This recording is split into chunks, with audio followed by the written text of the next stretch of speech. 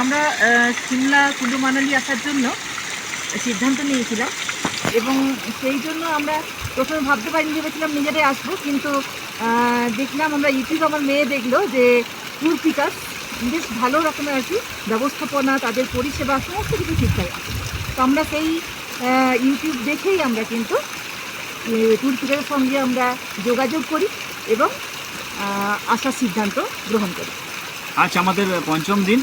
तो हमारे साथ আছে ওই সুরেশ ভাই, সুরেশ কুমার, बहुत ही अच्छा ड्राइव कर रहा है আর আমাদের খুব সুন্দরভাবে সমস্ত জায়গা দেখিয়েছেন এবং এখনও যেগুলো জায়গা বাকি আছে উনি দেখাবেন।